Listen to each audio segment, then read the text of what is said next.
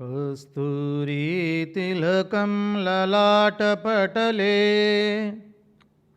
वक्षस्थले कौस्तुभं नासाग्रे वरमौक्तिकं करतले वेणुकरे कङ्कणम् सर्वाङ्गे हरिचन्दनं सुललितं कण्ठे च मुक्तावली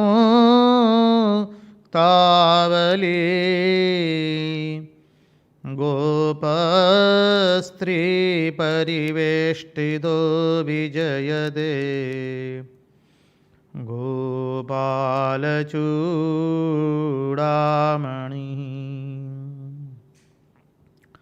गोपालचूडामणिः। स्वस्ति श्रीगणेशाय नमः। श्रीसरस्वत्यै नमः। श्रीगुरुभ्यो नमः। नारायणं नमस्कृत्यं नरं चैव नरोत्तमं देवीं सरस्वतीं व्यास ततो जयमुदीरयेत्। नमस्ते शारदे देवी सरस्वती मतिप्रदे वसत्वं मम जीवहाग्रे सर्वविद्याप्रदा भव। सच्चिदानन्दरूपाय विश्वोत्पत्त्यादिहेतवे तापत्रयविनाशाय श्रीकृष्णाय वयं नुमः। ॐ स्थापकाय च धर्मस्य सर्वधर्मस्वरूपिणे अवतारवरिष्ठाय रामकृष्णाय ते नमः। विश्वसर्गविसर्गादिनवलक्षणलक्षितं श्रीकृष्णाख्यं वरं धाम जगद्धाम नमाम तत्। मुखं करोति वाचालं पङ्गुं लङ्घयते गिरिं यत्कृपादमहं वन्दे परमानन्दमाधवम्।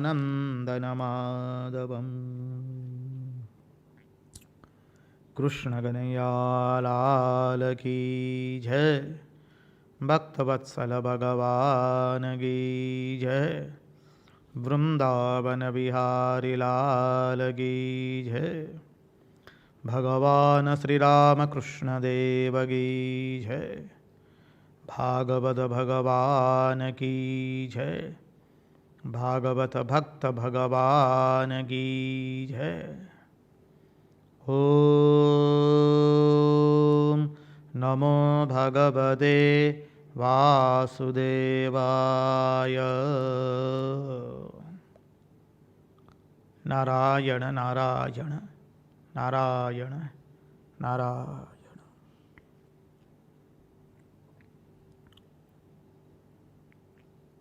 सर्वप्रथम हम पूज्यपाद आदि भवानंद जी महाराज के चरणों में हमारे हृदय पूर्वक के प्रणाम निवेदित करते हैं। तत्पश्चात पूज्यपाद स्वामी निखिलेश्वरानंद जी महाराज के चरणों में हम हमारे सश्रद्धेय प्रणाम निवेदित करते हैं। उपस्थित पूज्यपाद स्वामी प्रभु सेवानंद जी महाराज एवं पूज्यपाद स्वामी शंकरेशानंद जी महाराज एवं अन्यान्य उपस्थित सभी सन्यासी महात्माओं के चरणों में हम हमारे श्रद्धापूर्वक के प्रणाम निवेदित करते हैं। विरक्तों के चरणों में हम हमारे प्रणाम निवेदित करते हैं। इस दृश्य श्राव्य माध्यम से जो भी इस भागवत रसामृत का रसपान कर रहा है, उनके हृदय में विराजित उस अनंत अखंड अविनाशी परब्रह्म परमात्मा को मुहुर मुहुर वंदन करके आइए आज की इस भागवत भगीरथी में हम अवगाहन करें।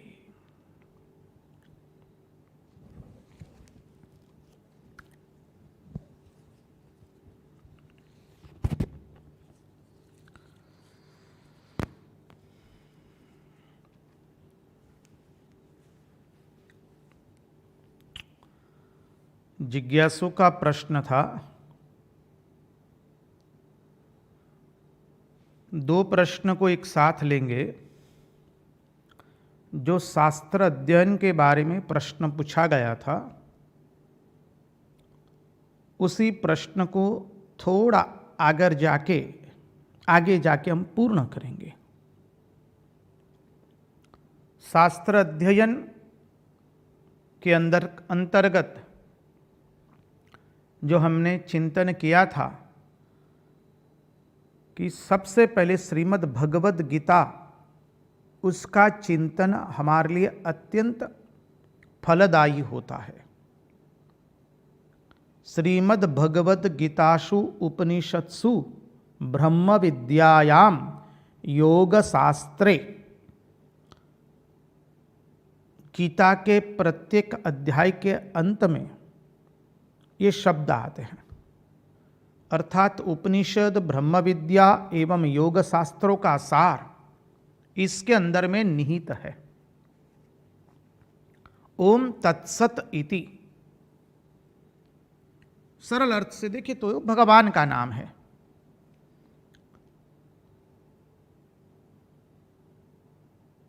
तो गीता का चिंतन आपको आप जो बताए थे, मूल पदच्छेद एवं अन्वय सहित जो गीता प्रेस गोरखपुर से उपलब्ध है, वो लीजिए।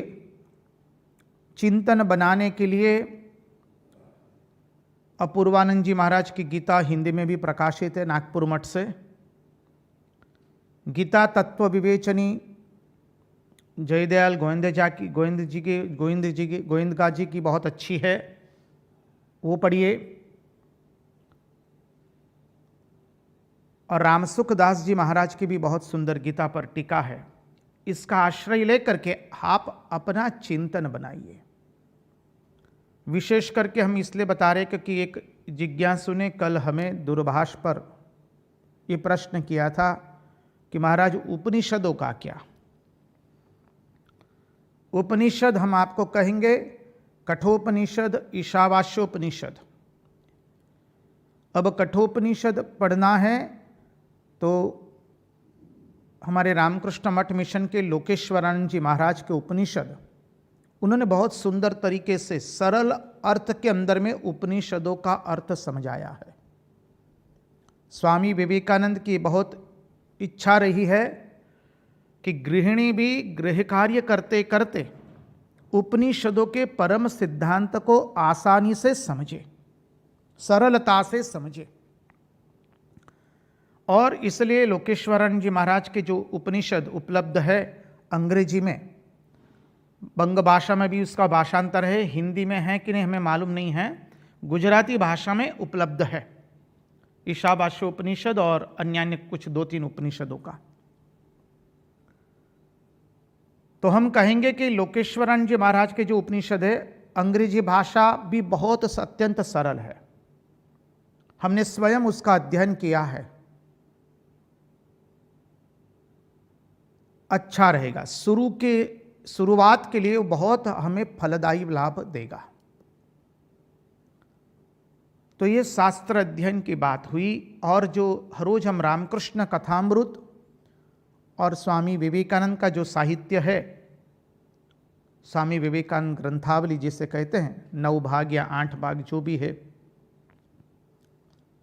इन short complete works of Swami Vivekananda, उसका अध्ययन कीजिए। उसमें भी विशेष करके शुरू करना है तो पहले 4 योग पढ़िए, भक्ति योग, कर्म योग, ज्ञान योग एवं राजयोग। ये पढ़ने से एक धरी बन जाती है, मन में सूक्ष्मता भी आती है, बुद्धि भी तीक्ष्ण बनती है। और रामकृष्ण कथामृत तो हर रोज पढ़ना ही है। दूसरी शंका की व्यक्त की गई है कि कठोपनिषद का प्रतिपाद्य विषय या कठोपनिषद पर महाराज आपके कोई प्रवचन हो तो हमें बताइए लिंक। देखिए, कठोपनिषद पर हमने अभी तक प्रवचन नहीं दिए हैं। हमने ईशावास्योपनिषद पर वडोदरा रामकृष्ण मिशन के अंदर में हिंदी भाषा में ही प्रवचन दिए थे। अभी अभी कुछ माह पहले 2019 के अंदर में, दिसंबर माह के अंदर में, और वडोदरा रामकृष्ण मिशन ने वो उनकी वेबसाइट पर भी रख दिए हैं ईशावास्योपनिषद पर प्रवचन, और साथ साथ में मांडुक्योपनिषद का एक विशेष करके मांडुक्योपनिषद के अंदर में जो जागृत स्वप्न एवं सुषुप्ति अवस्था है, साथ साथ में तुर्यत्व क्या है, उसका हमने एक अध्ययन किया था वडोदरा के अंदर में। उसका भी उन्होंने वडोदरा रामकृष्ण मिशन के वेबसाइट पर रखा है। हरी इच्छा होगी तो कभी कठोपनिषद होगा, उसका अध्ययन तो आपको हम बताएंगे। अभी ये पब्लिक डोमेन पर तो ये ईशावास्योपनिषद और मांडुक्योपनिषद वडोदरा के अंदर में एक संस्था है, वो उन्होंने भी तय किया कि हर दिसंबर के अंदर में महाराज आप आइए, यहाँ पर योग निकेतन करके संस्था है वडोदरा के अंदर में, वो लोग चाहते हैं। और रामकृष्ण मिशन वडोदरा पूज्यपाद स्वामी इष्टमानंद जी का हमारे ऊपर बहुत ज्येष्ठ भ्राता के जैसा प्रेम है। हर बार वहाँ पर अगस्त महीने में हम भागवत कथा करने के लिए जाते हैं, दसम स्कंद का चिंतन करने के लिए। 2 साल से भागवत कथा का जो चिंतन किया है वो भी उन्होंने अपनी वेबसाइट पर रखा है, यूट्यूब पर रखा है। ये ईशावास्योपनिषद भी यूट्यूब पर रखा है, मांडुक्योपनिषद भी रामकृष्ण मिशन वडोदरा की यूट्यूब की साइट जो है उसके पर रखा गया है। इच्छुक आगंतुक रसप्रद व्यक्ति उसको सुन सकते हैं। अब चले हम और एक जिज्ञासु ने प्रश्न किया है, महाराज ब्रह्मा जी की स्तुति पुनः एक बार लीजिए, डिटेल के अंदर में विस्तार पूर्वक। देखिए अभी इस मोड पर हम आ चुके हैं भागवत के चिंतन के अंदर में कि अब ब्रह्मा जी वाली स्तुति का चिंतन करना हमारे लिए थोड़ा कठिन हो जाएगा, क्योंकि एक भाव बन गया है भगवान यहाँ पर तो क्लीम बीज बजा करके काम को जगा दिया है। अब एक अद्भुत लीला में हम प्रवेश करने जा रहे, जो भागवत के 10वें स्कंद का हार्द है, गोपी गीत के अंदर में हम प्रवेश करेंगे। रास लीला में अभी प्रवेश करने ही जा रहे हैं। ये रास लीला की पूर्व तैयारी रूप वेणु गीत की शुरुआत हो चुकी है।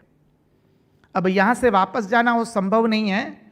भविष्य के अंदर में कभी हम विस्तार पूर्वक इसके चिंतन करेंगे। और ब्रह्मा स्तुति सचमुच बहुत अच्छी है। जिस आगंतुक ने ये प्रश्न किया है बहुत अच्छा प्रश्न है, उससे पता चलता है कि उनकी उत्कंठा बहुत है।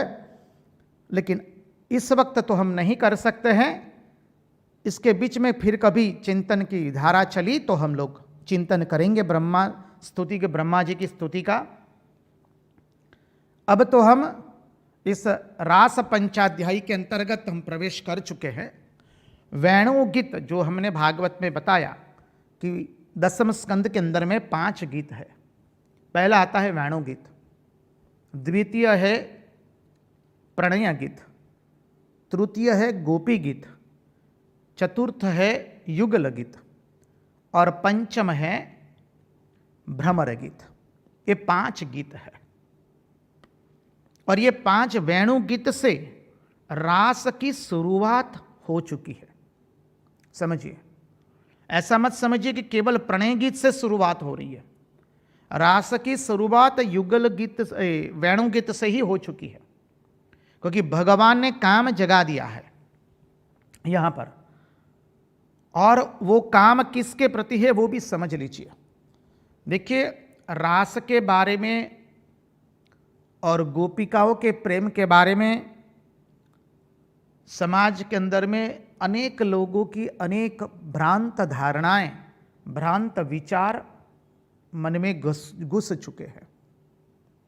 हमारा नम्र निवेदन रहेगा, आप लोग गोपिकाओं को और भगवान के श्री कृष्ण के प्रेम को निम्न दृष्टि से न देखें। स्वामी विवेकानंद के इस सिद्धांत को समझ में रखिएगा, याद रखिएगा। To understand the divinity we must be divine. दिव्यता को समझने के लिए हमें स्वयं को दिव्य बनना पड़ेगा। इसलिए श्री रामकृष्ण देव ने अत्यंत कपरी शर्त रखी है, कामगंध शून्य हुए बिना। काम तो रहना ही नहीं चाहिए, काम की गंध तक नहीं रहनी चाहिए।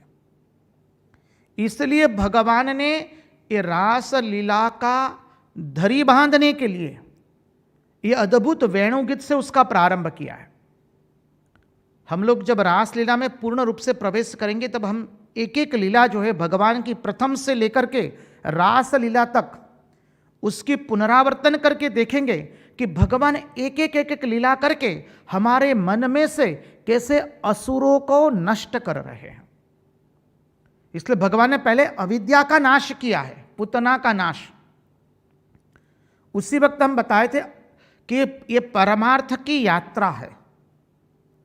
देखिए, रास लीला वो अद्वैत की लीला है, द्वैत की लीला कतई नहीं है। और अद्वैत में जाने के लिए हम शुरुआत करते हैं द्वैत से। अनेक लोग कहते हैं कि हम लोग अद्वैतवादी है, तो हम कैसे ये द्वैतवाद में माने, हम कैसे द्वैत की उपासना करें।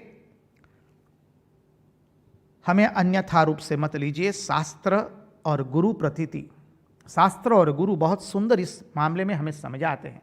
श्री रामकृष्ण देव ने कथामृत में सुंदर रूप से इसका निरूपण भी किया है। हम अद्वैतवादी निश्चित है, लेकिन हमारी साधना कहां से आरंभ होगी? जहां हम खड़े हैं वहां से हमारी साधना आरंभ होगी। उदाहरण के रूप में बताए कि अभी हम राजकोट शहर में हैं, हमें विशाखापट्टनम जाना है। विशाखापट्टनम हमारा लक्ष्य हो गया तो हमारा शुरुआत कहां से हम करेंगे? विशाखापट्टनम से करेंगे या राजकोट से करेंगे? बोले अभी तो राजकोट शहर में हैं, तो राजकोट से हम हमारी शुरुआत करेंगे यात्रा की। विशाखापट्टनम हमारा गंतव्य स्थान है, वहां से यात्रा हम शुरू नहीं कर सकते, वो तो हमारा गंतव्य स्थान है। वैसे अद्वैत जो है वो हमारा गंतव्य स्थान है, वो आखिरी बात है। हम जहां खड़े हैं वहां से हमें हमारी साधना शुरू करनी है। और हम खड़े हैं अभी द्वैत के अंदर में, परिच्छिन्नता में हैं।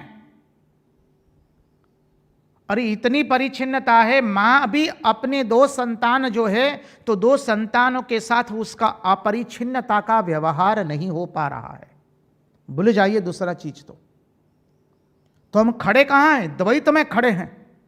अद्वैत हमारा गंतव्य स्थान है, तो साधना की शुरुआत कहां से करनी पड़ेगी? द्वैतवाद से ही। इसलिए तो हम जप लेते हैं, मंत्र दीक्षा लेते हैं, इसलिए हम ध्यान करते हैं। अब अद्वैतवाद में ध्यान की बात नहीं आती है जी। आपको हम क्या बताएं, हमको अन्यथा रूप से मत लीजिएगा।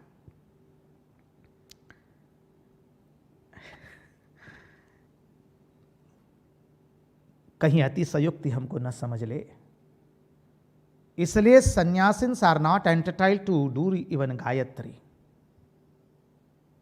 क्योंकि गायत्री मंत्र भी उपासना में आता है।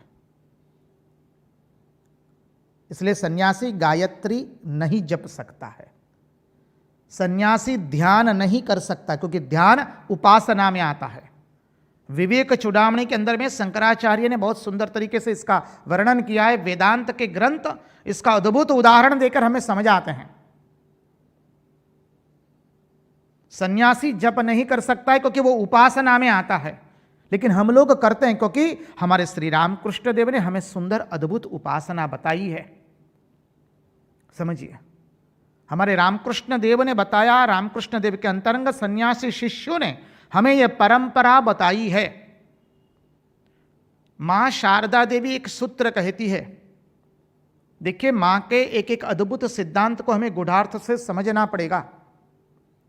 मां कहती है, वृक्षों के नीचे दिगंबर होकर के शरीर पर भस्म लगाने वाले साधुओं की कमी नहीं थी, तो श्री रामकृष्ण देव आप आए क्यों? फिर मां अपने सन्यासियों को देख करके कहती है, यू आर स्पेशल, आप एक विशिष्ट है। और विशिष्ट किस अर्थ में? शरीर से विशिष्ट नहीं है, ज्ञान से भी विशिष्ट नहीं हो पाएंगे। ज्ञान तो आखिरी लक्ष्य तो एक ही होगा। तो विशिष्टता किस रूप से प्रकट होती है? हमारी साधना की पद्धति से, समझिए। इसलिए हमारे यहां मंत्र दीक्षा है, हम ध्यान करते हैं, मंत्र का जप भी करते हैं। जैसे स्वामी जी ने बता दिया, each soul is potentially divine, the goal is to manifest this divinity with in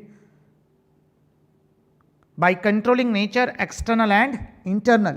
Do this either by work or worship, philosophy or psychic control, by one or more or all of this, and be free. This is the gist of religion. मनुष्य के अंदर में अंतर्निहित दिव्यता का प्रकटीकरण करना वह लक्ष्य है। कैसे? बोले अंत प्रकृति एवं बाह्य प्रकृति दोनों को अंकुशित करके, दोनों को अंकुश में ला करके ज्ञान मार्ग, भक्ति मार्ग, जो भी, मानी इसका मूल भाषांतर नहीं कर रहे, भावानुवाद कर रहे हैं। ज्ञान, भक्ति, कर्म और योग, एक या सब या एक से अधिक सभी योग का समन्वय करके अपने स्वयं की मुक्ति करना, यही है धर्म का सार तत्व। इसका हम भावार्थ इस धरा पर खड़े रह करके मां कहती है, यू आर स्पेशल। स्पेशल अर्थात कपड़ों से कोई स्पेशल नहीं बनता है, भभूति लगाने से या ये लगाने से, मालाएं पहनने से कोई विशेष बनता नहीं है। विशेष के अर्थ में क्या है? क्योंकि किस तरह से विशेष है, अभी इसके ऊपर चर्चा करेंगे तो बहुत समय जाएगा। हम संक्षिप्त में जितना हो सके उतना बताने का प्रयास करते हैं, क्योंकि जिज्ञासु ने प्रश्न किया है और ये प्रश्न सचमुच बहुत अच्छा है। देखिए, विशेष किस रूप में है? राजा महाराज स्वामी ब्रह्मानंद जी भी इसी की ओर इंगित किए हैं, मां भी इसी की ओर इंगित करती हैं, और स्वामी जी ने इसी के लिए रामकृष्ण मिशन की स्थापना की है। आने वाली पीढ़ियां जो है, आने वाली, स्वामी जी कहते हैं, वो तो हमारे जैसे सतत जप और ध्यान या वेदांत के महावाक्य का श्रवण करके ब्रह्माकार वृत्ति में स्थित रह नहीं पाएंगे। तो उनके लिए क्या है? वो उनके लिए बोले, जो बात 11वें स्कंद के अंदर में भगवान श्री कृष्ण उद्धव जी को बताते हैं, शास्त्र से एक भी चीज विरुद्ध नहीं जाती है। शास्त्र से मिला लीजिए, श्री रामकृष्ण देव की मां की उक्ति, स्वामी जी की उक्ति, सब प्रश्नों का निराकरण हो जाएगा। इसलिए हम बार पुनः पुनः इसी के ऊपर हम जोर देते हैं, शास्त्र शास्त्र शास्त्र, वेदो नित्यम अधीयताम। जो श्री कृष्ण ने उद्धव जी को कहा कि कौन ज्ञान मार्ग के उपासक हैं, कौन भक्ति मार्ग के और कौन कर्म मार्ग के। ज्ञान मार्ग के उपासक वही है जिनकी कर्म में से पूर्ण रूप से अनासक्त हो गए, कर्म से उनका वैराग्य हो गया है, संसार के भोगों प्रति से, भोगों के ऊपर से पूर्णतः वैराग्य जिसमें है, बहुत उच्च कक्षा के साधक है, वो सब सामान्य नहीं है, उनके लिए ज्ञान योग है। भक्ति योग किन के लिए है? जिनके अंदर में संसार के प्रति इतनी विषय वासना भी नहीं है और साथ साथ में संसार से प्रति इतना संसार के प्रति इतनी भोग वासना भी नहीं है और इतना वैराग्य भी प्रबल नहीं है। उनके लिए भक्ति मार्ग का अवलंबन करवाया। और कर्म मार्ग किसके लिए अवलंबित करवाया? आलंबन किसका, कौन ले सकता है कर्म मार्ग का? बोले जिनका कर्म से अभी पूर्ण रूप से संन्यास नहीं हुआ है, वो कर्मयोग का अनुष्ठान करके, ये समझिए, वो कर्मयोग का अनुष्ठान करके धीरे धीरे कर्म से अनासक्त होकर के अपने आप का ऊर्ध्व गमन कर सके। इसलिए देखिए, वेणु गीत यही है। हम पुनः पुनः, आप ऐसा मत समझिए कि हम पुनरुक्ति कर रहे किसी भी सिद्धांत की, क्योंकि ये सिद्धांत समझना, उसकी धारणा करना सचमुच कठिन है। और जब नहीं कर पाते हैं भक्त लोग, विरक्त लोग, तो फिर उसका अर्थ का अनर्थ प्रसारित हो जाता है। और साधक जब साधना में अग्रसर होता है तब अनेक प्रश्न आकर उपस्थित रह जाते हैं। इसलिए जिस साधन का हम अवलंबन करते हैं उसके ऊपर में हम कहेंगे कि हमारा जो सिद्धांत है उसके ऊपर में हमें ठीक ठीक समझ होनी चाहिए। इसलिए कहा था गुरु प्रतीति, आत्मा प्रतीति एवं शास्त्र प्रतीति। इसलिए श्री रामकृष्ण देव ने कहा कि तुम जहां से हो वहां से साधना का आरंभ होगा। जो हमारा लक्ष्य है वहां से साधना आरंभ हो सकती नहीं है। श्री रामकृष्ण देव के पास एक माई आती है। श्री रामकृष्ण देव ने कहा, अच्छा, माई ने प्रश्न किया कि मैं भगवान को किस तरह से प्रेम कर पाऊं, मेरा श्री राम भगवान के प्रति प्रेम नहीं हो पा रहा है। श्री रामकृष्ण देव, कुछ मुझे साधन बताइए भगवान की ओर अग्रसर होने का। श्री रामकृष्ण देव कहते, अच्छा माई बताओ, आप किससे अधिक प्रेम करते हैं?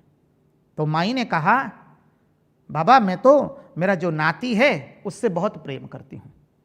बोले बस उस नाती को ही भगवान का स्वरूप समझकर उसको प्रेम करना शुरू कीजिए आप, और देखेंगे आपकी कितनी अद्भुत उन्नति होती है। और हुई उसकी उन्नति।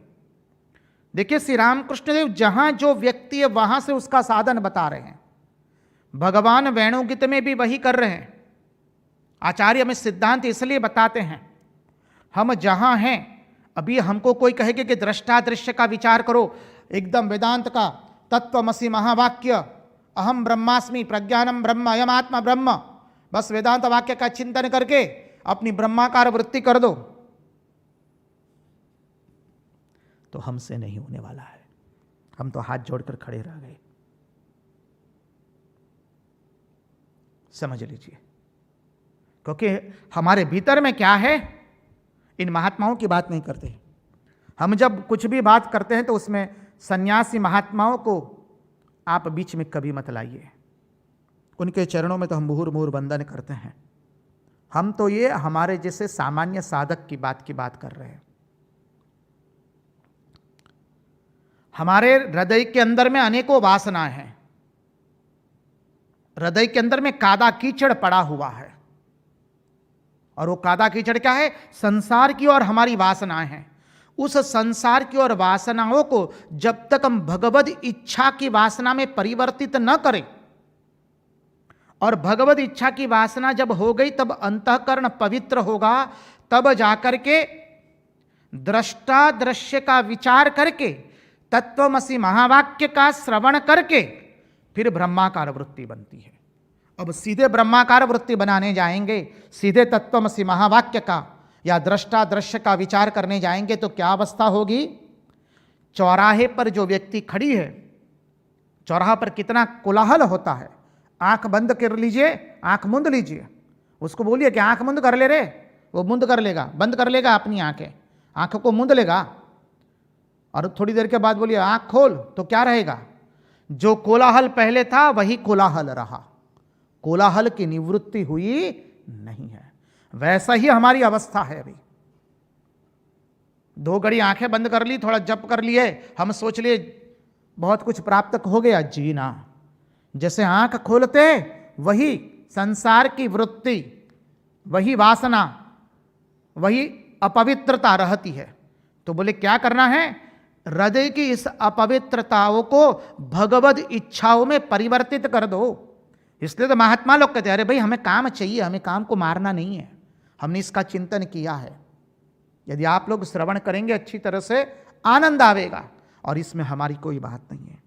हम सब जो बोलेंगे, महात्माओं ने जो शास्त्र सम्मत कहा है उसी के मुताबिक बोलेंगे। अपनी इच्छाओं को भगवद इच्छा में परिवर्तित कर दे हम, बस यही है। इसलिए भगवान कहते तुम्हारे काम को मारो मत, अरे काम को मेरी ओर कर दो, लोभ को मेरी ओर कर दो। काम बढ़ाओ अकाम के प्रति, आप्त काम के प्रति, पूर्ण काम के प्रति। इसलिए भगवान ने वेणुगीत में गोपियों के भीतर में स्मर का उदय किया है। स्मर अर्थात काम का उदय किया, और काम का उदय करके भगवान कहते आ जाओ, आपका काम बहेगा मेरी ओर, आप्त काम, अकाम और पूर्ण काम की ओर। जब काम इस तरह से बढ़ेगा तो क्या होगा? बोले काम के बीज को क्या कर दिया? भूंज दिया या उबाल दिया।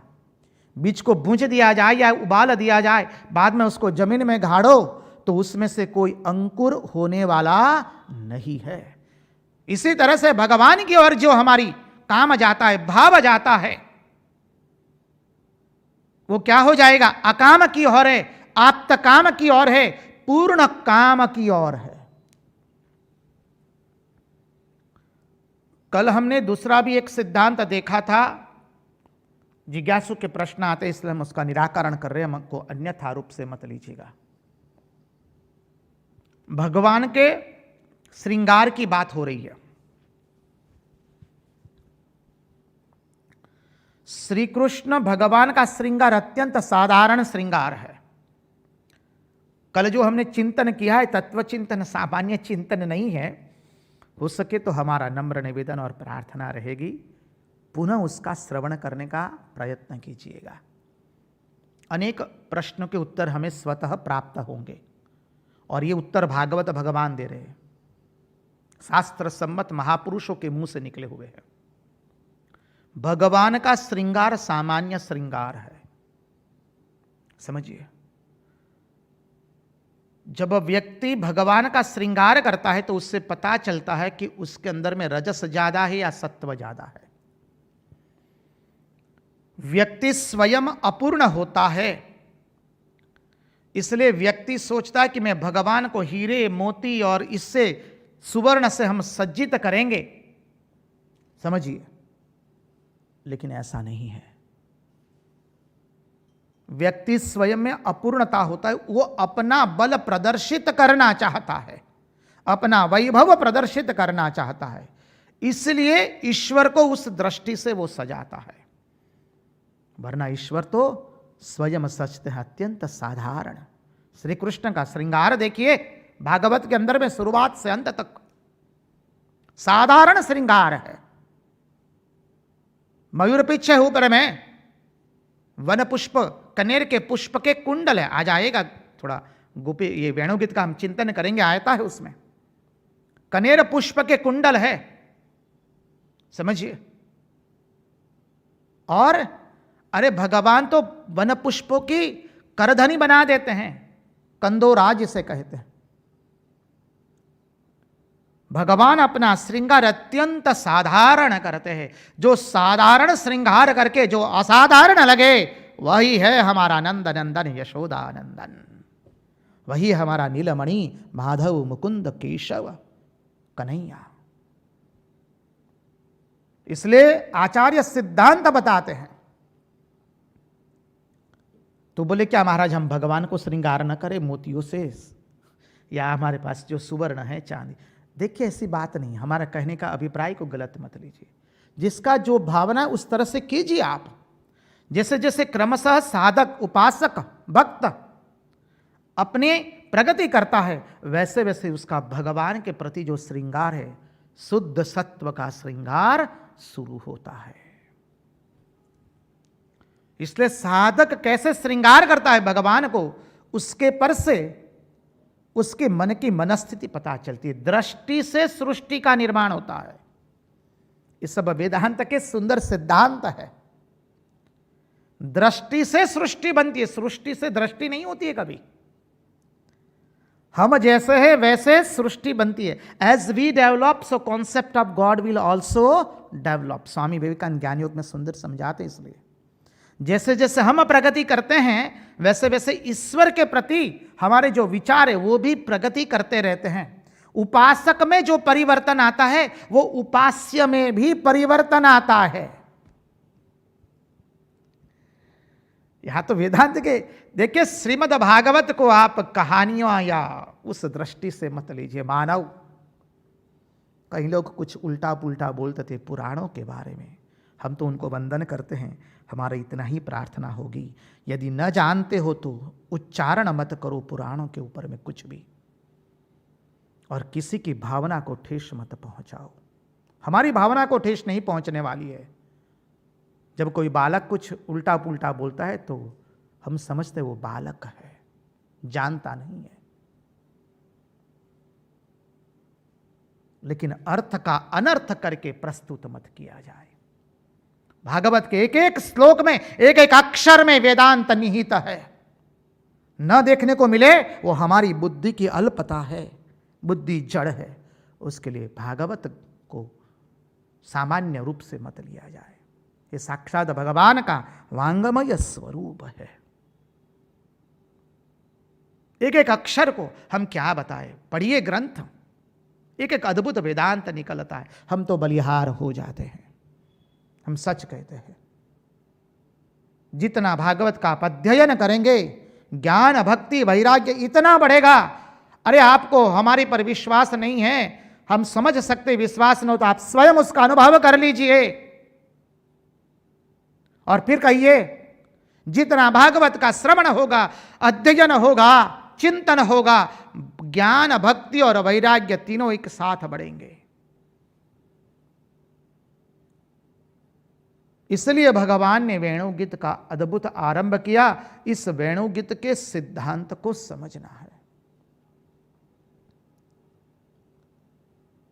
वेणुगीत के जो श्लोक की शुरुआत होती है 21वें अध्याय के अंदर में,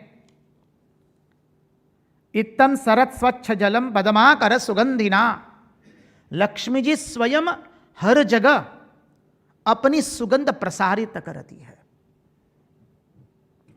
कैसे? अरे बोले, एक एक वृक्ष के अंदर में, एक एक लता में, एक एक पुष्प के अंदर में अद्भुत अद्भुत सुवास आ रही है। देखिए, उस सिद्धांत को मत भूलिए जिसके हमने चिंतन किया था। ये वृंदावन कैसा है?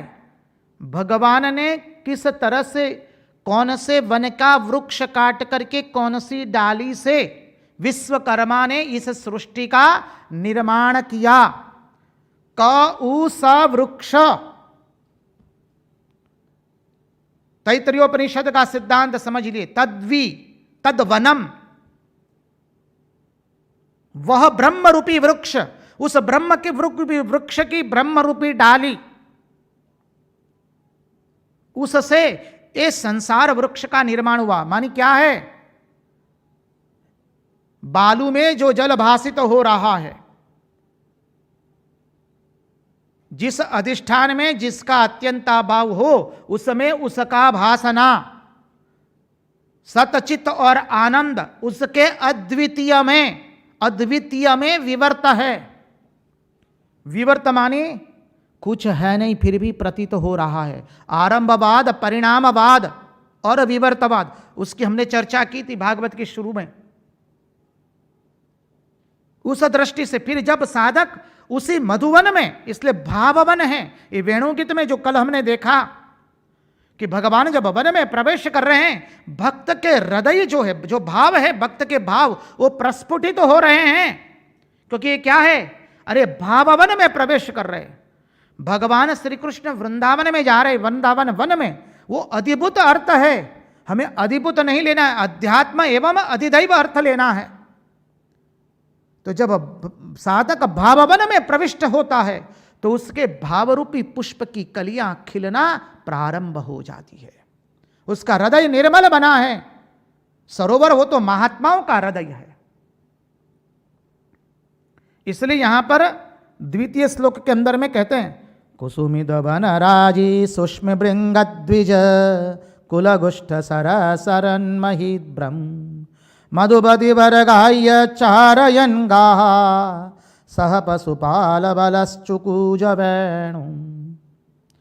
मधुपति, श्री कृष्ण को विशेषण दिया गया मधुपति।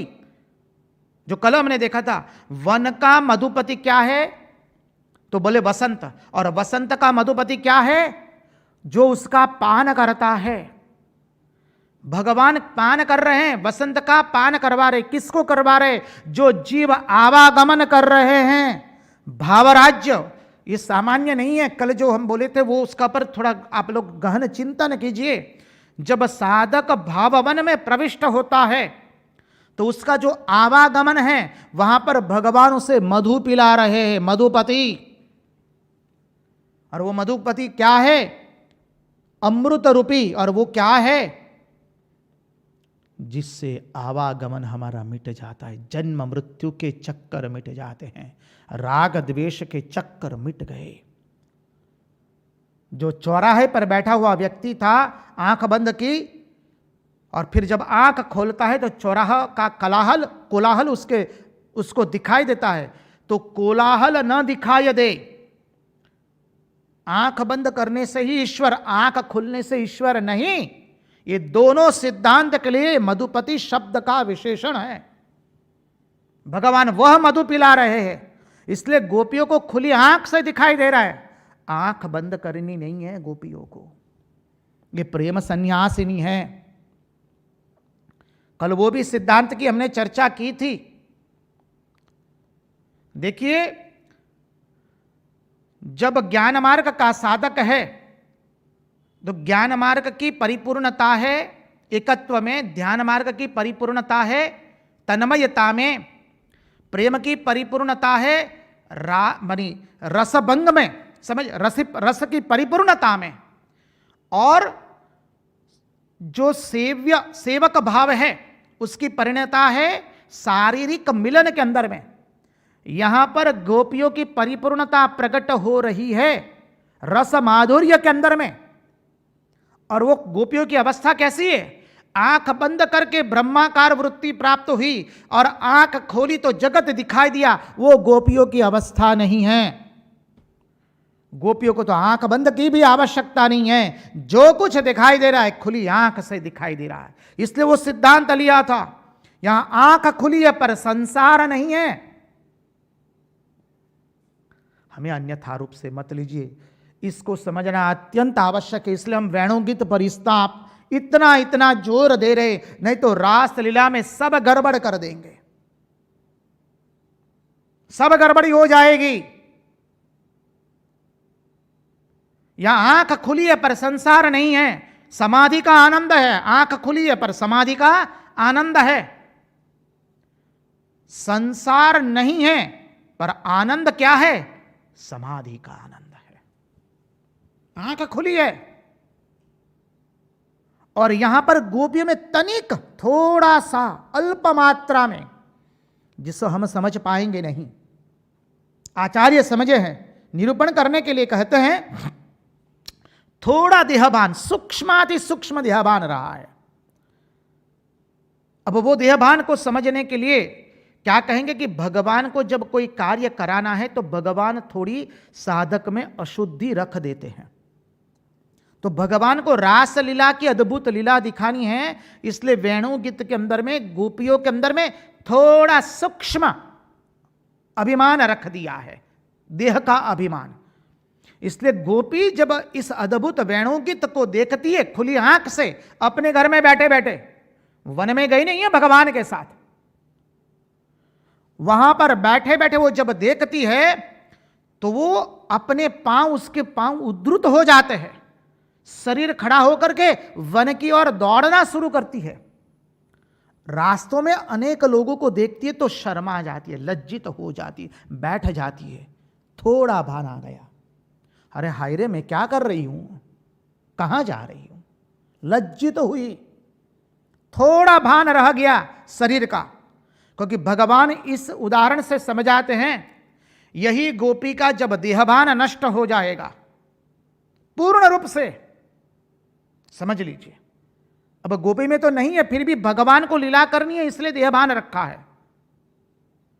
कहीं एक से कोई एक लीला ले ली और उसके ऊपर में अर्थघटन कर दिया तो चलेगा नहीं। पूर्व पक्ष एवं उत्तर पक्ष दोनों पढ़ करके, शास्त्र से चिंतन करके, मन को शुद्ध करके इसका चिंतन करना है। कहीं से कुछ ले लिया और कुछ अर्थ कर दिया, कतई नहीं चलेगा। भागवत इस तरह से, और विशेष करके दसम स्कंद की गोपियों की अद्भुत लीला, भगवान की लीला समझ नहीं पाएंगे, पूर्वार्ध की लीला। इसलिए गोपी में थोड़ा देहभान रख दिया, और यही गोपी जब पूर्ण रूप से देहभान रहित तो हो जाती है, भगवान कहते आ जाओ। शरद ऋतु के अंदर में भगवान तब कहते हैं आ जाओ गोपियां, अब रास खेलेंगे। शरद ऋतु का रास, उसके पहले ये लीला हुई है। थोड़ा किंचित मात्र देहभान रख दिया है भगवान ने, नहीं तो अभी शरीर चलेगा नहीं, ठीक आगे की लीला भगवान को करनी है।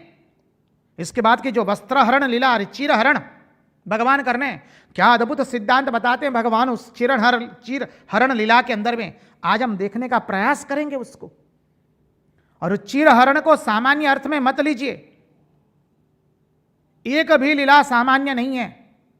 लोग कहते हैं ना कहीं पर, हमको अन्यथा रूप से मत लीजिए, अरे वो रास लीला कर रहा है, अरे राम राम, ऐसा शब्द बोल करके आप रास को निम्न कक्षा पर ला देते हैं। महापापी है हम लोग यदि हमारी जिह्वा से ये शब्द निकले किसी व्यक्ति के प्रति। शब्दों का भान होना चाहिए। रास लीला करनी है तो पहले असुरों को मारो। भगवान ने कितने असुरों को मारा है, यहां तो एक भी असुर मरता नहीं है। और मनुष्य कहते रास लीला कर रहा है वो।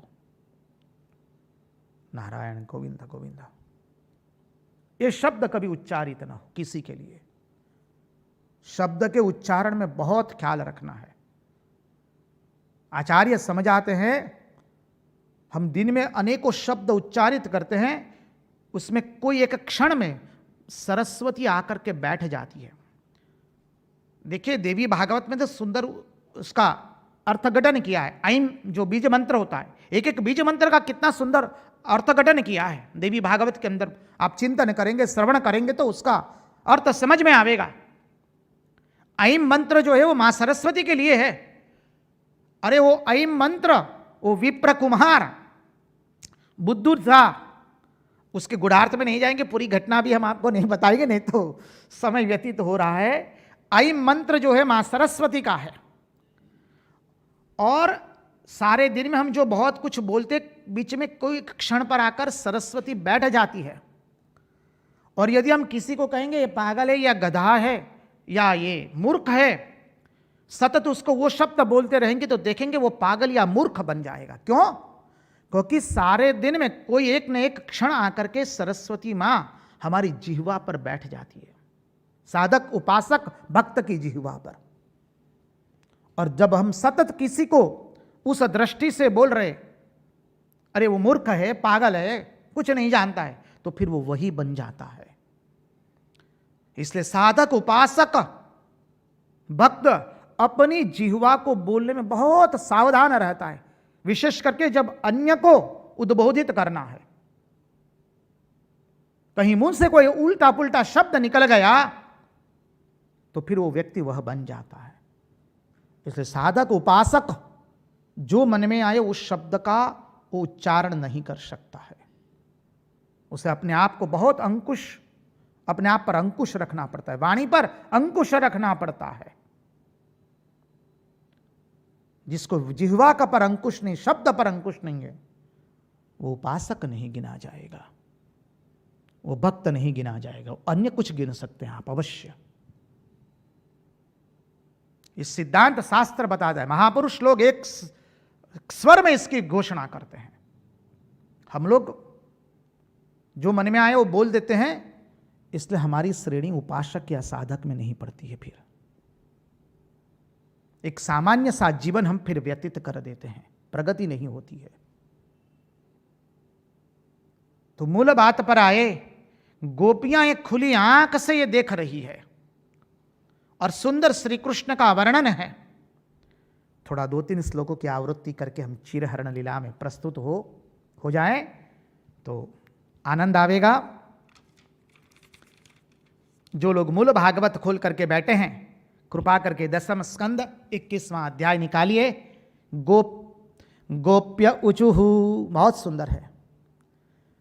अक्षणवतां फलमिदं न परं विदामः, सख्य पशुननु विवेश यतोर्वयस्य हि, वक्त्रं व्रजेश सुतयोरनुवेणुजुष्टं, यैर्वाप्निपीतमनुरक्तकटाक्षमोक्षम्। गोपियां कहती है, अरे नेत्रों का फल तो केवल श्री कृष्ण दर्शन में है और कहीं पर नहीं। अक्षणवतां फलमिदं, क्या क्या सुंदर भाव प्रस्तुतित किए। नेत्रों का फल केवल जब राम और श्याम दोनों वैजंती माला पहन करके सजकर पीली पगड़ी या नीली पगड़ी पीतांबर और नीलांबर पहन करके निकले हैं। पुष्पों की सुंदर माला है गले में और आगे आगे गैया हैं। गोप बालक पीछे कृष्ण कन्हैया लाल की जय कर रहे, उस दृश्य को निहारने में है। समझिए, इसलिए या चाहे आप उपासक हो, भक्ति मार्ग के हो या योग मार्ग के हो या ज्ञान मार्ग के हो, जब इस नेत्रों से भगवान का दर्शन हो तभी वो नेत्र है, बाकी नेत्र नहीं है। इसलिए आचार्य ने कह दिया, ज्ञान मार्गी भी जब ब्रह्माकार वृत्ति को पूर्ण करके जब वो जगत देखता है तो उसको जगत दिखाई देता है। योगी भी योगाभ्यास करके समाधि प्राप्त करता है, जब आंख खोलता है तो उससे जगत दिखाई देता है। लेकिन यहां गोपियों की अवस्था दोनों से ऊपर है, ये सामान्य अवस्था नहीं है। इसलिए गोपियां कहती है, हमें तो खुली आंख से एकमात्र श्री कृष्ण ही दिखाई दे रहे हैं। राजा महाराज भी बोले हैं, स्वामी ब्रह्मानंद जो रामकृष्ण देव के अंतरंग सन्यासी शिष्य थे, जब कतिपय साधुओं ने उनको विनती किया, प्रार्थना की कि महाराज बहुत सारे आगंतुक विरक्त होकर के साधु बनने के लिए आ रहे हैं, आप उनको कुछ उपदेश दीजिए। राजा महाराज जी इतने ही बोले हैं, जब समाधि में से उतरे, जब दो दिखाई दे तब तो उपदेश देना। जब दो दिखाई दे तब तो उपदेश दे। समझिए, कोई सामान्य बात नहीं है। कौन सी भूमि पर खड़ा रह करके, अवस्थित होकर के वो बोल रहे स्वामी ब्रह्मानंद जी महाराज, जब दो दिखाई दे तब, अब दो नहीं है, एकाकार हो गया है और तब आंख खुली है, बंद नहीं है। क्या है? उस परम तत्व को ही वो देख रहे, अपरिच्छिन्नता को प्राप्त हुए। महापुरुष महाराज अपने शिष्य को बार बार वंदन कर रहे। शिष्य घबरा गया, महाराज मेरा अकल्याण होगा। गुरु शिष्य को वंदन करे तो शिष्य का अकल्याण गिना जाता है धर्मशास्त्र के अंदर में। हाँ, धर्मशास्त्र की मर्यादा है। अब यहां तो धर्मशास्त्र नहीं है, ज्ञान अज्ञान आचार विचार से परे चले गए हैं। समझिए महापुरुष महाराज, वो तो उस घट के अंदर में उसी को देख रहे हैं, परम तत्व को। तब महापुरुष महाराज करे, तुम चिंता मत करो, तुम्हारा कुछ कल्याण नहीं होगा, हम तुमको केवल वही परब्रह्म रूप में देख रहे हैं, जानते हो। समझिए, बहुत सुंदर सिद्धांत है।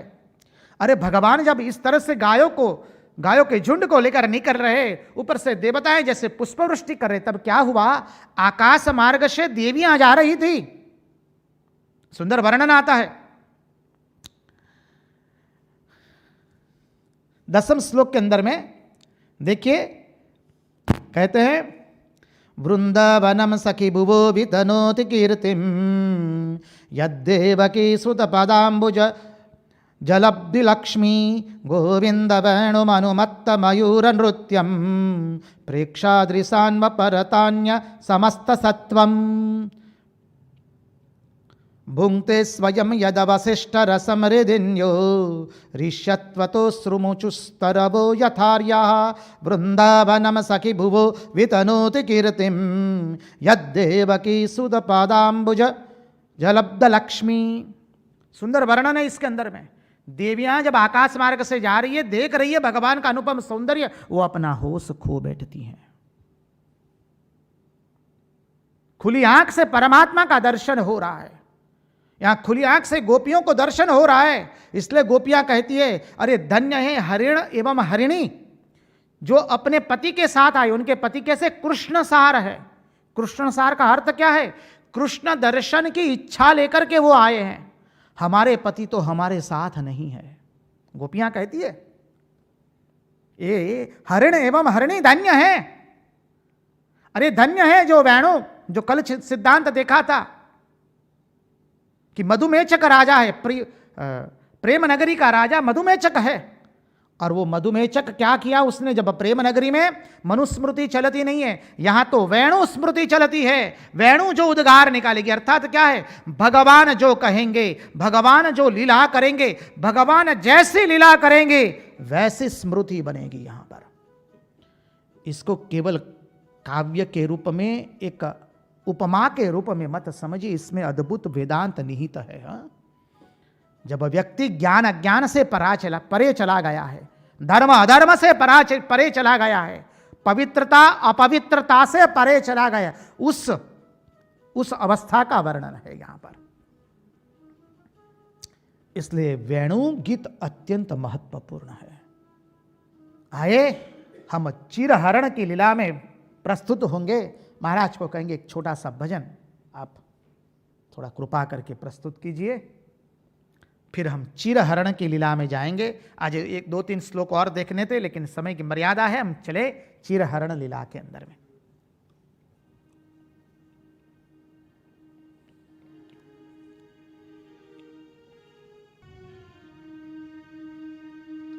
हरि ने भजता हजी रे कोईनी लाज, जता नथी जानी रे। हरि ने भजता हजी रे कोईनी लाज, जता नथी जानी रे। जेनी सुरता शामळिया ने साथ, वदे वेदवाणी रे।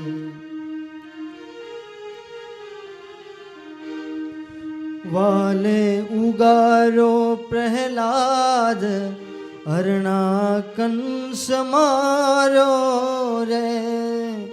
वाले उगारो प्रहलाद, हरणा कंस मारो रे।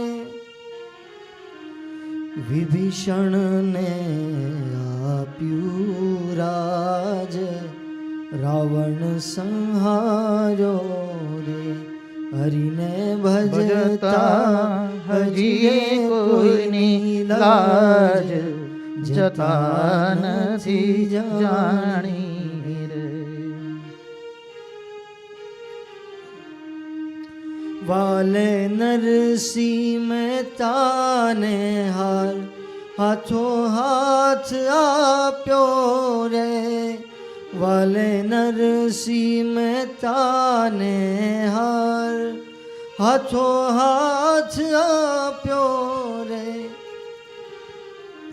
ध्रुव ने आप्यु अविचल राज, पोतानो करी स्थाप्यो रे। हरि ने भजता हजी रे कोईनी लाज, जता नथी जानी रे। वाल्मीरात बाई ना जर, हलाहल पीड़ा रे। वाल्मीरात बाई ना जर, हलाहल पीड़ा रे। पांचालीना पूर्या चीर, पांडवोना काम की धारे। हरि ने भजता हजी कोईनी लाज, जता नथी जानी। आवो हरि भजवानो लावो, भजन कोई कर शेर। आवो हरि भजवानो लावो, भजन कोई कर शेर। कर जोड़ी कहे छे गे मलदास, भक्तो ना दुख हरशे रे। हरि ने भजता हजूरे कोईनी लाज, जता नथी जानी रे। के जेनी सुरता हो, जेनी सुरता शामળિયાના साथ, वदे वेदवाणी रे। हरि ने भजता जुड़े कोईनी लाज, જતા નથી જાણે कृष्ण कन्हैया लाल की जय। वेणु गीत का एक श्लोक ले ले, वो जो जहाँ पर स्वर्ग की देवियाँ भगवान के अनुपम सौंदर्य को देख करके अपने आप का भान भूल जाती है। कृष्णं निरीक्ष्य वनितोत्सवरूपशीलं श्रुत्वा च त्वक्वणितवेणुविचित्रगीतं देव्यो विमानगतयः स्मरन्नुसारा भ्रश्यत्प्रसूनकबरा मुमुहुर्विनिव्यः।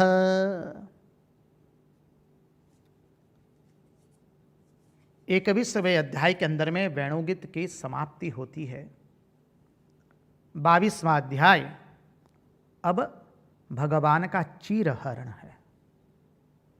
इसकी भूमिका बांधते हुए आचार्य महात्मा लोग सब समझाते हैं। यहाँ पर एक बिंदु हम समझ ले, भगवान ने चीरहरण क्यों किया। कई लोग के मुंह से हमने सुना है, अरे हमें तो वो कृष्ण पसंद है जिसने पांचाली के चीर पूरे थे। अभी अभी गुजराती भजन में बहुत सुंदर भाव आया, પાંચાલીના પૂર્યા ચીર અને પાંડવોના કર્યા કામ હરે। जिस कृष्ण ने पांचाली के चीर पूरे, अब वही कृष्ण यहां पर गोपियों के चीरहरण क्यों करते हैं, समझिए। पांचाली एक अलग प्रकार की साधिका है, वहां पर स्थान काल निमित्त एक अलग है। उस लीला के द्वारा भगवान अपनी एक पूर्ण रूप से एक अलग लीला को प्रदर्शित कर रहे हैं। पांचाली के प्रसंग में भी भगवान श्री रामकृष्ण देव ने कहा है, पांचाली द्रौपदी कृष्ण नहीं बोल रही थी।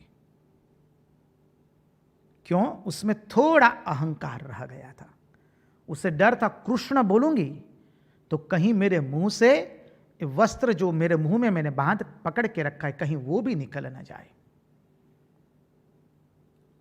श्री रामकृष्ण देव दृष्टांत देते हैं, थोड़ा जैसे अहम रह गया था। जब उसके पूर्ण अहम का नाश हुआ, समझिए, तब जाकर के भगवान उसकी सहायता करने आते हैं। तात्पर्य क्या है? साधक के अहंकार का पूर्ण रूप से जब लोप हो जाता है तब भगवान उनकी अद्भुत लीला प्रकट करते हैं, समझिए। पांचाली के ही प्रसंग में आता है, जब पांडव वनवास में थे, हम आप सब जानते महाभारत का अध्ययन किया होगा। श्री कृष्ण जब आते हैं पहली बार पांडवों को मिलने के लिए वनवास के दरमियान, पांडव वन में है, जहां भगवान को देखते हैं, भगवान का रथ आया, बहुत अद्भुत वर्णन है, मानव उसका अध्ययन करना। द्रौपदी दौड़ के गई है, धर्मराज युधिष्ठिर की आंखों में अश्रु है, अर्जुन गदगदित हो गए,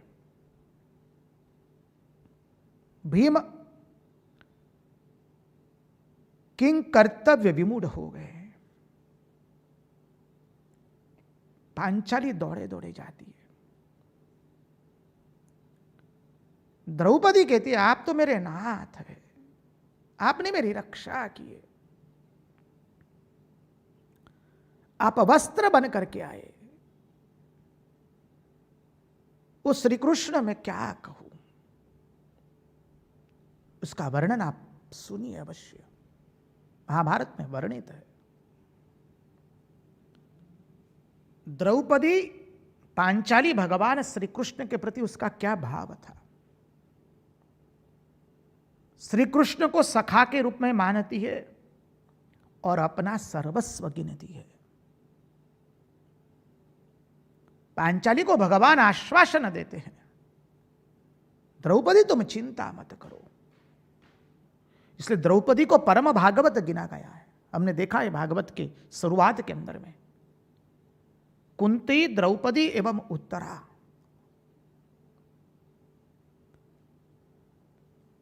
पांचाली तब कहती कि कन्हैया तुम पहले क्यों नहीं आए? जब सब कुछ चला जा रहा था तब तुम क्यों नहीं आए पहले? तब भगवान कहते हैं, देखिए महाभारत के ऊपर में टीका सुंदर है, टीका भी पढ़नी पड़ेगी, हाँ, क्योंकि हमारा बुद्धि तीक्ष्ण नहीं है, पवित्र नहीं है, इसलिए अर्थ का अनर्थ करेंगे। टीका तो पढ़नी पड़ेगी। टीकाकार ने बहुत सुंदर समझाया कि तुम मुझे द्वारिकाधीश कहकर बुला रही थी पांचाली, तो मुझे द्वारका से आना है ना। जब तुमने कहा हा मेरे प्राणनाथ, तब हमसे रहा नहीं गया, हम प्रकट हो गए। प्राणनाथ जहां पर भगवान को कह दिया, अर्थात जब जीव का पूर्ण रूप से अहंकार खत्म हो गया, तब भगवान अपनी लीला प्रदर्शित करते उस जीव से। तात्पर्य अहंकार का राहित्य, वही तात्पर्य यहां पर गोपियों के अंदर में भी है, लेकिन वो तात्पर्य नहीं है जो अवस्था द्रौपदी की थी। यहां तो कुछ और ही अवस्था है जिसके बारे में हम कुछ बोल सकते नहीं है। भगवान इस चिरहरण की लीला से, गोपियों के चिरहरण की लीला से, वो तात्विक भी है एवं मार्मिक भी है। समझिए, ज्ञान मार्ग का साधक, वेदांत का साधक, अद्वैत वेदांत का साधक जब प्रत्यक चैतन्य ब्रह्म की उपलब्धि करना चाहता है, तब वो अपनी वृत्ति को ब्रह्माकार बनाना चाहता है। उसके पहले वो महावाक्य का श्रवण करके, अपनी वृत्ति में महावाक्य ला करके वो अज्ञान रूपी आवरण को भेदता है। जो आवरण है वो स्वयं भेदता है। ब्रह्म और जीव के बीच में जो आवरण है, ज्ञान मार्ग के साधक स्वयं उस आवरण को भेदते हैं। प्रत्येक चैतन्य ब्रह्म, प्रत्येक चैतन्य भिन्न ब्रह्म का साक्षात्कार करने के लिए साधक अपनी वृत्ति को, ब्रह्माकार वृत्ति को, ब्रह्माकार वृत्ति का अनुसंधान करके वो आवरण को स्वयं भेदता है। भक्ति मार्ग में वही आवरण भगवान स्वयं भेदते हैं भक्त के लिए। इतना पार्थक्य है। आवरण दोनों जगह पर है, भक्ति मार्ग में भी है, ज्ञान मार्ग में भी है। ज्ञान मार्ग का साधक स्वतः उस आवरण को भेदता है और भक्ति मार्ग के अंदर में भगवान स्वयं भक्त के लिए उस आवरण को भेदते हैं।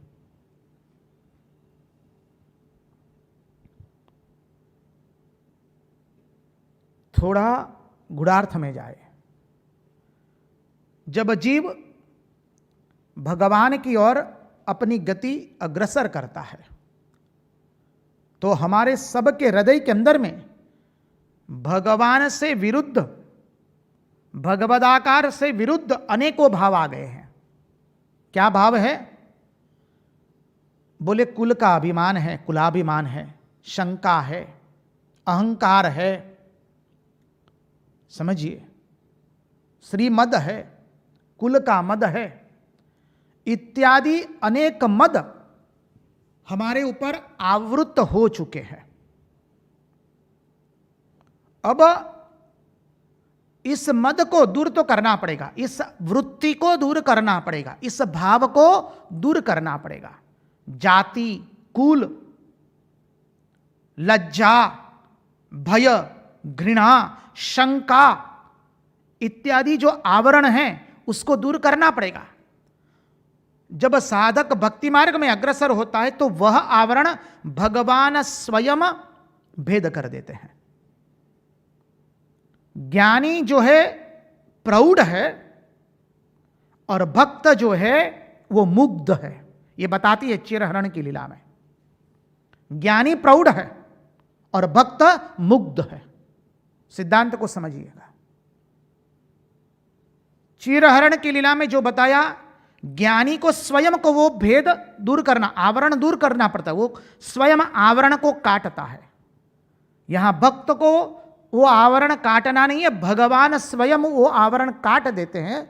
उतना ही नहीं, भगवान भक्त को समझाते हैं कि उसे प्रेम कैसे करना है। यह भक्ति मार्ग का सिद्धांत है।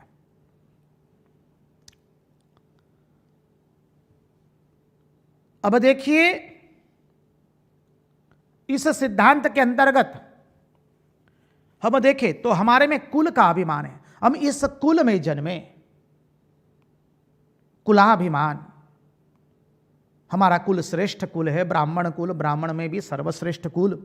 कोई कहेंगे नहीं, हम क्षत्रियों में सर्वश्रेष्ठ है, वैश्यों में सर्वश्रेष्ठ है, अन्यान्य वर्ण में श्रेष्ठ है। हम धनी माता पिता के वहां, संपन्न माता पिता के वहां जन्म लिया है, हमने इस ज्ञाति में जन्म लिया, इत्यादि इत्यादि। ये सब कुलाभिमान में आता है। लज्जा होती है। सबके सामने ताली बजा करके भगवान का नाम करने में लज्जा आती है। वही व्यक्ति वासना का भोग करता है, तब उसे लज्जा आती नहीं है। इस लज्जा को दूर करना है, समझिए।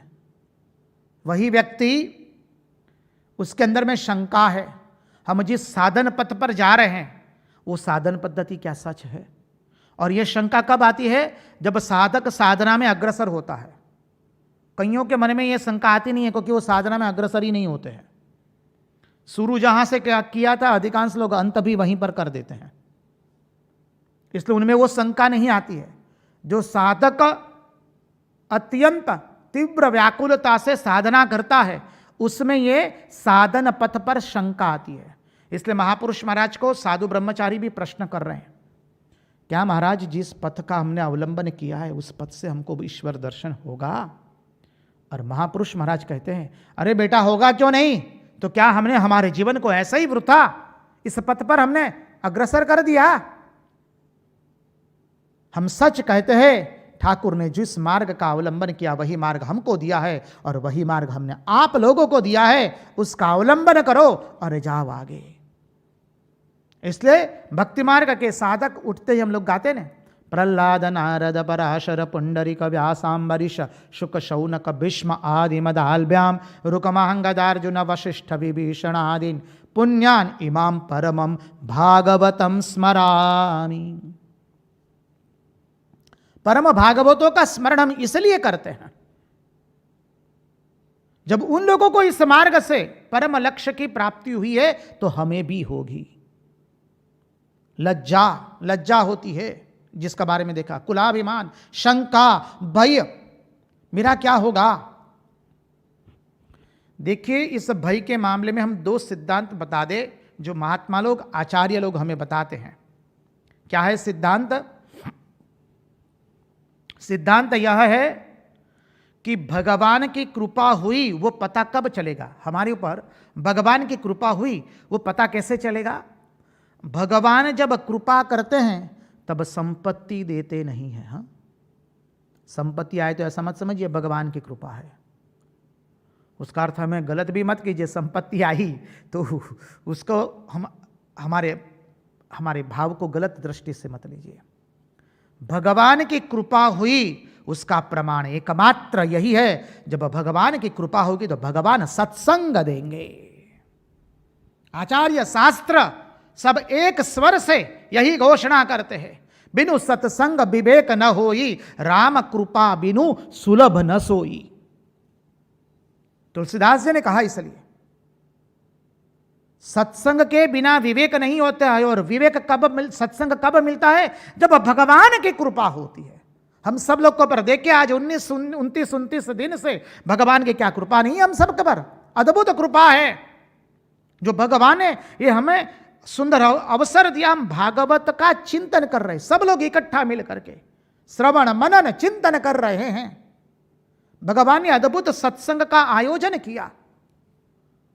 इसलिए कहते सत्संग सत्संग एवं सत्संग एकमात्र प्रमाण है हमारे जीवन में भगवान की कृपा हुई या नहीं वो देखना है तो ये सत्संग। और सत्संग केवल सुनने से नहीं होता है, उसके मुताबिक हमें कार्य करना पड़ेगा, हमारे व्यवहार को पवित्र बनाना पड़ेगा, हमारे आचरण को पवित्र बनाना पड़ेगा। वो सत्संग वो जीवन में उतर रहा है। लेकिन पहले सुनना पड़ेगा। श्रवण इज मोस्ट इंपॉर्टेंट। पहले श्रवण अत्यंत मुख्य है। तो भगवान कहते हैं जब तुम्हारे मन में भय जागृत हुआ कि मेरा क्या होगा, भगवान कहते चिंता मत करो, हम श्रवण करवाते हैं तुम्हें हमारी लीलाओं का, हमारे महावाक्य का श्रवण करवाते, हमारी लीला का श्रवण करो, श्रुतियों का, प्रस्थानत्रयी पुराण, शास्त्र, रामचरितमानस, महाभारत, श्रीमद् भागवत, महापुराण का श्रवण करो। तुम श्रवण करने से तुम्हारा भय चला जाएगा। भगवान ये सिद्धांत यहां पर बताते हैं। और देखिए वृंदावन में अभी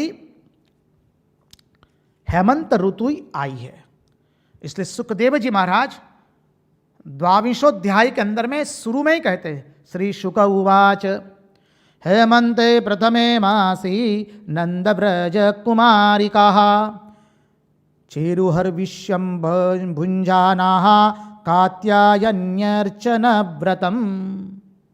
हेमंत ऋतु के प्रारंभ में ही गोपियों ने कात्यायनी देवी का व्रत किया। समझिए, अब यहां पर ऐसा नहीं है, सिद्धांत बहुत सुंदर गुणार्थ है कि गोपियां केवल विष्णु को ही पूजा करती रहती है। कहीं पर ऐसा नहीं है। ये हमारे भागवत के वैष्णव कैसे शिव की उपासना करते हैं, देवी की भी उपासना करते हैं। यहां पर कहीं संकुचितता नहीं है, संकीर्णता नहीं है। श्री रामकृष्ण देव ने जो उदार भाव अपने जीवन से दिखाया है, ऐसी अद्भुत जगह साधना शुरू की श्री रामकृष्ण देव ने, जहां पर शाक्त परंपरा भी है, इसलिए मां काली का मंदिर, वैष्णव परंपरा है, राधाकांत का मंदिर, शैव परंपरा है, 12 शिव मंदिर है। समझिए, और इसलिए श्री रामकृष्ण देव ने अपने जीवन से भी जो उदार भाव प्रकट किया। अरे कोई आकृति परमेश्वर नहीं होती है, सिद्धांत समझिए। श्रुति मां भगवती हमें सिद्धांत बताती है, इसलिए शास्त्र का अध्ययन। कोई आकृति परमेश्वर कभी नहीं होती है। उस आकृति का जो उपादान है, जो रसीला है, वो क्या है? उपादान, रसीला उपादान सच्चिदानंद घन। वो रसीला उपादान जो सच्चिदानंद घन है, वो नित्य है, वह सही है। उस रसीला सच्चिदानंद घन उपादान को हमारा मन जिह्वा बन करके उसको चाटना चाहता है, उसका रस लेना चाहता है। वह है परमेश्वर। किसी आकृति का नाम कतई परमेश्वर नहीं हो सकता है। त्रिभंग ललित मुद्रा में खड़ा वह कृष्ण, और ये पालती मार करके पीछे जो बैठे वो श्री कृष्ण नहीं, वो असंभव है। परमेश्वर कोई आकृति में निहित नहीं होता है। पालती मार करके बैठे श्री रामकृष्ण, वो केवल श्री रामकृष्ण, त्रिभंग ललित मुद्रा वाले श्री रामकृष्ण नहीं, वो कतई नहीं हो सकता है। इसलिए शास्त्र समझ आता है परमेश्वर कोई आकृति नहीं है, आकृति का नाम परमेश्वर नहीं हो सकता है। वो जो उपादान है, रसीला उपादान जो सच्चिदानंद घन है, जिसको हमारी जिह्वा, हमारा मन जिह्वा बन करके चाटना चाहता है, वो है परमेश्वर। और यहां पर इसलिए उस सिद्धांत को मन में रख करके समझिए, परमेश्वर क्या है उसको समझना है। परमेश्वर कोई आकृति में सीमित नहीं है। परमेश्वर कभी कोई देश काल वस्तु कार्य कारण सिद्धांत में सीमित होता नहीं है। कभी कोई गुरु देश काल वस्तु और कार्य कारण सिद्धांत में सीमित नहीं होता है। गुरु के पास जाना अर्थात क्या? गुरु कोई देश में नहीं है, देश से परे जाना। गुरु कोई काल में अवस्थित नहीं होता है, इस काल में है और उस काल में नहीं है। जी ना, इसलिए इस सिद्धांत पर खड़े होकर के मां शारदा कहती है, जो लोग आए थे, जो लोग आए हैं और जो लोग आने वाले हैं, उन सब के लिए मेरा आशीर्वाद। कालातीत बनती है। मां शारदा के एक एक उक्ति को आप सामान्य मत समझिए, उसके गुणार्थ में हमें प्रवेश करना है। ईश्वर जो होता है वो कालातीत होता है, वो देशातीत होता है। ऐसा नहीं है कि कोई एक गांव के अंदर में, कोई एक प्रांत के अंदर में, उस जगह में उनका जन्म हुआ इसलिए उस जगह तक वो सीमित है, कतई नहीं। तो उसे अवतार नहीं गिना जाएगा, उसे परब्रह्म नहीं गिना जाएगा। वो देश काल वस्तु की मर्यादा में नहीं होते हैं। इसलिए यहां पर श्री कृष्ण के लिए दूसरा एक विशेषण भी प्रयोग किया गया, योगेश्वर एक विशेषण, योगेश्वरात और एक विशेषण है, योगेश्वर के भी योगेश्वर। देखिए, जो योगेश्वर होता है वो क्या करते हैं, इस सिद्धांत को समझना पड़ेगा। योगेश्वर किसे कहते हैं? साधक जब साधना करता है और उसको जो फल दिया जाता है वो योगेश्वर। साधन करके साधक को जो फल दे उसका नाम है योगेश्वर। अब योगेश्वरों का भी योगेश्वर, योगेश्वरस्य योगेश्वर, वो कौन है? वो है परमात्मा श्री कृष्ण। अब जो नाम देना है दे दीजिए, वो आपकी तकलीफ। वो क्या है? अरे वो साधक का साधन देख करके उसके ऊपर कृपा नहीं करते हैं, वो कृपा करने के लिए आए हैं, इसलिए कृपा कर रहे हैं। यही सिद्धांत पर रह करके भगवान आद्य शंकराचार्य कहते हैं, वसंत वल्लोक हितम चरंती। वसंत ऋतु यह नहीं देखती है कि इस वृक्ष को हम नवपल्लित करेंगे और उसको नहीं करेंगे, सबको वो नवपल्लित करती है वसंत ऋतु। वैसे ही अवतार कृपा करने के लिए आए हैं, इसलिए वो सबके ऊपर साधनहीनता के साधनहीन जो है उसके ऊपर भी कृपा कर देते हैं, साधनहीन के ऊपर भी कृपा करते हैं। और वो योगेश्वर को आदेश देते हैं, जाओ वो साधनहीन ऊपर जाकर के उसको तुम एक कृपा करो। ये सिद्धांत को समझना पड़ेगा। और यहीं पर जो कुब्जा है, कुब्जा का जो उदाहरण है वो अद्भुत उदाहरण है। देखिए, हर प्रसंग में, हर लीला के अंदर में पूर्व जन्म का सिद्धांत लगाने की आवश्यकता नहीं होती है। आचार्य सुंदर समझाते हैं। इसलिए पुराणों को समझने के लिए पुराण संहिता है, उसका अध्ययन करना पड़ेगा। आचार्य के भाष्य को समझना पड़ेगा। अब जो कुब्जा है वो तो क्या लिए जा रही थी? रंगराज लेकर के जा रही थी, उसका तो कृत्य भी अच्छा नहीं था। वो कहां जा रही थी? कंस के पास। क्या रंगराज करने के लिए जा रही थी कंस को? और भगवान ने उसके ऊपर अनुग्रह किया है। क्यों? श्री कृष्ण अनुग्रह करने के लिए आए हैं।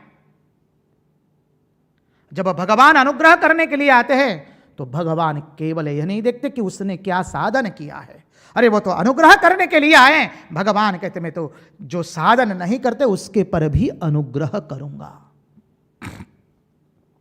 यह अवतार की विशेषता है। तो गोपियों ने यहां पर देखिए, ग्रीष्म काल आया, कात्यायनी देवी की बालू के अंदर में प्रतिमा बनाई।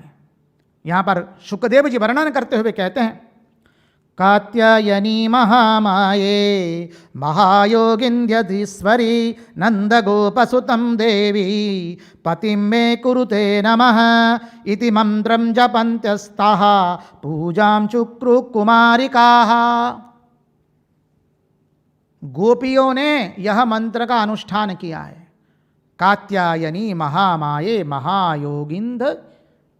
महायोगिन्यधीश्वरी, इस मंत्र का अनुष्ठान। ये क्या है? कात्यायनी देवी आचार्य समझाते हैं, वो है योग माया, वो है श्रीमती राधिका जी, और वो है भगवान की अपनी माया।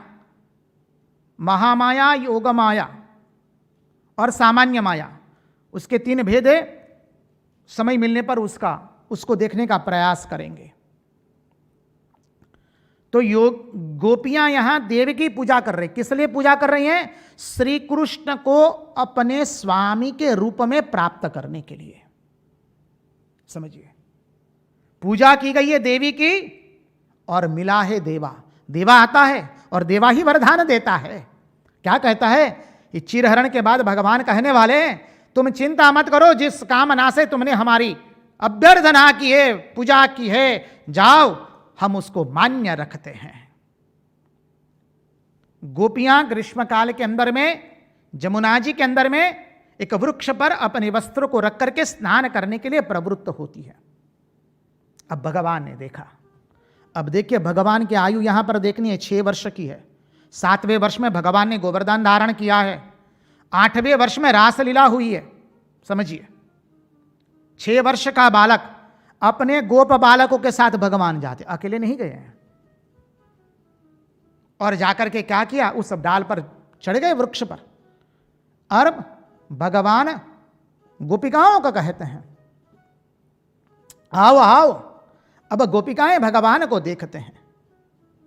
प्रसंग है, मर्यादा में रह करके उसका वर्णन करेंगे। भगवान गोपिकाओं को कहते हैं, आओ आप अपने अपने एक एक करके अपने वस्त्र ले जाओ हमारे पास से। गोपिकाएं कहती हैं, अरे कन्हैया, तुम क्या कर रहे हो? तुम जानते हो हम केवल तुम्हें चाहती है। तुम जानते हो हम किसको चाह रहे हैं?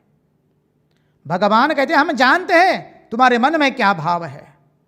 अब देखिए, यहां पर हमने जो बताया भक्ति वेदांत, भक्ति मार्ग का सिद्धांत, भगवान स्वयं आकर के भक्त के आवरण को भंग कर रहे हैं। उदाहरण से समझ आए तो कोई मां अपने संतान को दूध पिलाना चाहती है और तब यदि वो अपने शरीर को ढक कर रखेगी तो क्या वो मां संतान को दूध पिला पाएगी? कतई नहीं। मित्र के बीच में कोई आवरण रहेगा तो वो मित्र गिना ही नहीं जाएगा। मां जब अपने संतान को दुग्धपान कराती है तब वो आवरण को हटा देती है। तब वो ऐसा नहीं सोचती है, हाय हाय मेरी लज्जा चली जाएगी। अरे यहां तो वो भाव बिल्कुल नहीं है। यही भाव यहां पर भगवान अपने भक्तों के साथ प्रदर्शित कर रहे हैं। भक्त को कह रहे, तुम्हारे और हमारे बीच में जो तनिक सा आवरण रह गया है, उस आवरण को अब हम भंग करने वाले हैं। क्योंकि भक्ति मार्ग से है। वही सिद्धांत ज्ञान मार्ग में साधक क्या करता है? उस प्रत्यक चैतन्याभिन्न ब्रह्म का प्राप्ति के लिए वो स्वयं उस आवरण को भंग करता है। यहां पर भगवान स्वयं भक्ति मार्ग में उस आवरण को भंग कर रहे हैं। इसलिए भगवान स्वयं कहते, आओ तुम एक एक करके और हमारे पास से अपने वस्त्र को ले जाओ। अब गोपियां भगवान के अनुपम सौंदर्य को देख रही है और कह रही है, सोचते तुरंत चले जाएंगे तो भगवान के सौंदर्य का दर्शन नहीं मिलेगा। समझिए, भगवान के साथ थोड़ी बातचीत होती है। अब भगवान कहते हैं, अब तुम पूर्ण शरणागत हो जाओ। इसलिए भगवान कहते हैं, अपने हाथ से भगवान सूर्य नारायण के वंदन करो गोपियां। और गोपियां वंदन करती है। जैसे भगवान कहते हैं, गोपियों ने उसका अनुसरण किया है। भगवान ने कह दिया, अब तुम पूर्ण शरणागत बन चुकी हो। तनिक भी देहभान नहीं रहा, तनिक भी अहंकार नहीं रहा है। अब रासलीला में प्रस्तुत होने के लिए तुम लायक हो। पूर्ण रूप से शरणागत हुई। भगवान कहते, जो आवरण था वो स्वयं मैंने भंग किया है। और गोप बालक साथ में, उनके भाई भतीजे सब लोग साथ में। देखिए, भगवान रासलीला के पहले सबको अपने पक्ष में कर लेते हैं। इसका गुणार्थ बहुत है। और भगवान कहते हैं गोपियों को, आओ और अब तुम अपने अपने एक एक वस्त्र ले जाओ। और गोपियां आकर के वस्त्र लेके जाती है। भगवान की इस लीला के अंदर में गोपियों के अंदर में तनिक भी शंका नहीं है। समझिए क्यों? क्योंकि वो पूर्ण शरणागत हो चुकी है। जो थोड़ा भी भाव, जो थोड़ा आवरण रह गया था, जाति का, कुल का, लज्जा, भय, शंका का, वो सब आवरण भगवान ने अब छिन्न भिन्न कर दिए हैं। समझिए, अब भगवान कहते, क्या कहते हैं?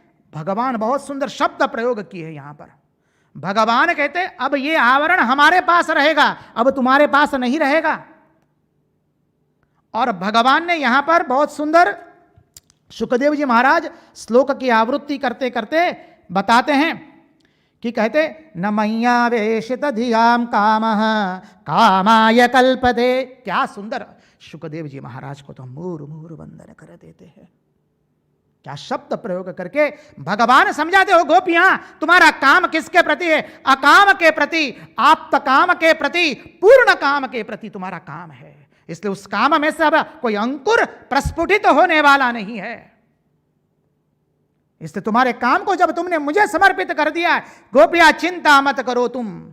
न मय्यावेशत धियाम कामः कामाय कल्पते वर्जिता क्वथिता दाना प्रायो बीजाय नेष्यते।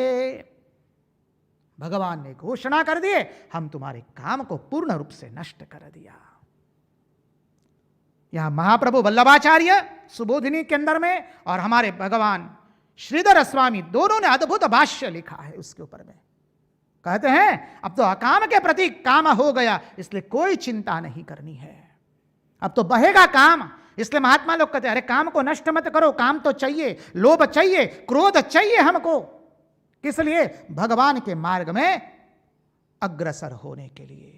और इसी सिद्धांत के साथ भगवान ने चिरहरण की लीला अद्भुत प्रस्तुत की है। मानव इस लीला को समझने के लिए स्वयं में दिव्यता का अनुसंधान करना पड़ेगा, इस परम सिद्धांत को समझना पड़ेगा। इस चिरहरण की सिद्धांत जो है उसकी थोड़ी कल चर्चा भी करेंगे और फिर कल आएगा भगवान जो है ब्राह्मण पत्नियों पर कृपा करने वाले हैं, वो प्रसंग लेंगे। आज कथा को यहीं पर विराम देते हुए कृष्ण कन्हैया लाल की जय, भक्तवत्सल भगवान की जय, वृंदावन बिहारी लाल की जय, भगवान श्री राम कृष्ण देव की जय, सब संदन की जय, सब भक्तन की जय।